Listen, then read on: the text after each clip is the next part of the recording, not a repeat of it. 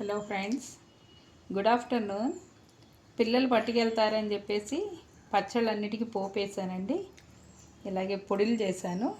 ఈ పచ్చడి ఏమిటంటే మన టమాటా పండుమిరపకాయ పచ్చడి అండి. ఇది మనం టమాటాలు వచ్చినప్పుడు ఏం చేస్తామంటే టమాటా పచ్చడి శుభ్రంగా పసుపు ఉప్పు వేసి ముక్కలు బాగా ఊరబెట్టుకుని ఉంచుకుంటే పండుమిరపకాయలు టైం వచ్చినప్పుడు శుభ్రంగా కారంకు బదులు పండుమిరపకాయలు వేసి శుభ్రంగా వాటిని కలిపేసి రుబ్బేసి దాంట్లో ఆవుపిండి మెంతిపిండి అన్నీ ఎల్లుల్లిపాయలు అన్నీ కలిపేసేసి మనం రుబ్బేసుకుని టమాటా పచ్చడి ఎట్లా పెట్టుకుంటామో అలాగే కారంకు బదులు పండుమిరపకాయలు తొక్కేస్తాం అనమాట.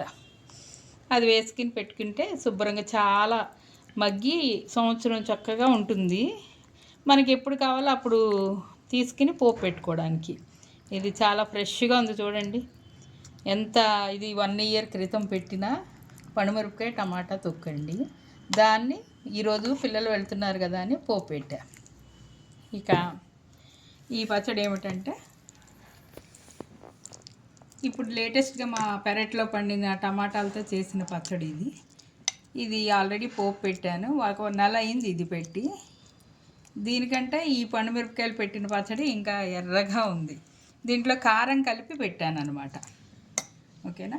ఇది ఉసిరికాయ తొక్కు పచ్చడి అండి. ఉసిరికాయలు తీసుకుని మనం ముక్కలు ముక్కలు చేసుకుని ఉప్పు పసుపు వేసి పెట్టి తర్వాత మనం ఇంకా పచ్చడి ఎట్లా పెట్టుకుంటామో అలా పెట్టుకుని చేసుకునే పచ్చడి. చక్కగా పుల్ల పుల్లగా చాలా చక్కగా ఉంది రుచిగా. దీంట్లో కూడా ఆవపిండి అన్నీ వేసాం. ఇక ఈరోజు లేటెస్ట్గా చేసింది ఏంటంటే పల్లీల కారం. పల్లీలు ఎండు కొబ్బరి అది పుట్నాలు అంటారు కదా, అవి వేసి చేశాను. ఈ ప్రొసీజర్ అంతా నేను షూట్ చేసి పెట్టాను, డిస్క్రిప్షన్ బాక్స్లో పెడతాను, మీరు ఒకసారి చూసుకోండి. వెల్లుల్లిపాయలు, పల్లీలు, ఎండు కొబ్బరి, కొంచెం నువ్వులు, ఎండుమిరపకాయలు, ధనియాలు, కొంచెం జీలకర్ర, ఎల్లుల్లిపాయలు వేసి చేశాను. చాలా చాలా ఫ్రెష్గా ఉంది, చాలా టేస్టీగా కూడా ఉంది. ఇడ్లీలోకి మన వేడివేడి అన్నంలోకి చక్కగా నెయ్యి వేసుకుని కొంచెం తింటే చాలా బాగుంటుంది. ఇంకా ఈ పొడి ఏమో నువ్వుల పొడి కూడా ఈరోజు ఫ్రెష్గా చేశాను.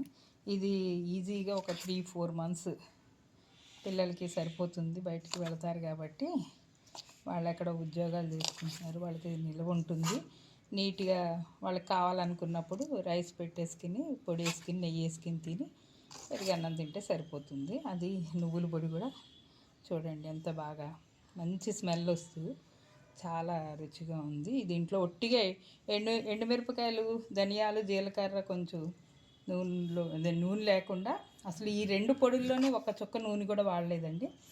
ఒట్టి కళాయి మీద మన మూకుల్లో శుభ్రంగా వేపేసుకుని ఎండుమిరపకాయలు, ధనియాలు, జీలకర్ర వేపేసుకుని పక్కకు తీసి నువ్వులు దోరగా వేపుకుని దాంట్లో కొంచెం ఎల్లుల్లిపాయలు వేసుకుని మిక్సీ కొట్టేసుకోవడమేనండి. చల్లారిన తర్వాత ఇలా చల్లారక ముందు కొడితే కాక ముద్ద అయిపోతుంది. చల్లారిన తర్వాత కొంచెం కొంచెం వేసుకుని కొట్టుకుంటే చాలా ఫ్రెష్గా చాలా చక్కగా ఉంటుంది. ఇది కూడా చక్కగా వాడుకుని దోశలు వేసుకున్నప్పుడు దానిపైన చల్లుకొచ్చి పల్లీల పొడి, నువ్వుల పొడి అన్నీ కూడా శుభ్రంగా వాటి మీద చల్లుకొని ఇంకా చట్నీ లేకుండా కూడా తినొచ్చు. అంత బాగుంటుందండి.